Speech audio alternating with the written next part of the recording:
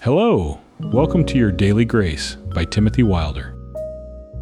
Foundations, Episode 71.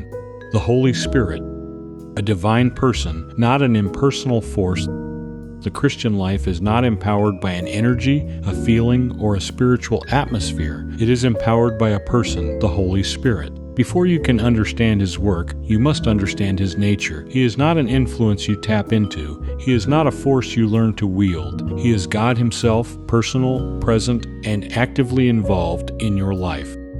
Jesus described the Spirit not as an it, but as He.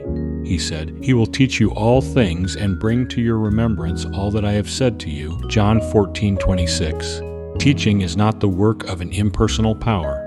It is the work of a mind, a will, a voice. The Spirit thinks, chooses, speaks, and leads. He is the divine counselor, not a spiritual current flowing through the world.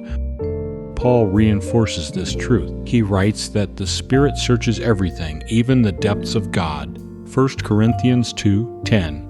Searching requires intention. Understanding requires intelligence. The Spirit knows the mind of God because He is God. He is not a distant observer of your life. He is the one who interprets God's heart to your heart.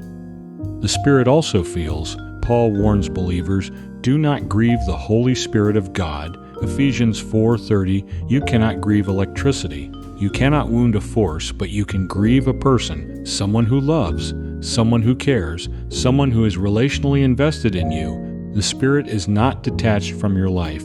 He is emotionally present within it, and the Spirit speaks. In Acts 13:2, the early church heard a clear directive. The Holy Spirit said, "Set apart for me Barnabas and Saul." The Spirit does not merely inspire impressions. He communicates. He guides with clarity. He directs with purpose. He calls with authority. He is not a vague spiritual nudge, but the living voice of God. To believe the Spirit is a person is to embrace relationship rather than technique. You do not learn to use the Spirit, you learn to walk with Him. You do not manipulate His power, you respond to His presence. You do not treat Him as a tool for spiritual success, you honor Him as God, holy, wise, loving, and near. The Christian life is not about mastering spiritual principles, but about knowing the one who lives within you. The Spirit is not an impersonal force, but the divine person who teaches, comforts, convicts, guides, and speaks. He is God with you, God in you, God for you. To begin with the Spirit is to begin with His personhood. Everything else flows from there. Thanks for listening. If you are being fed and/or uplifted by these messages, we encourage you to like, comment, share, and subscribe. These things help us spread the message of grace.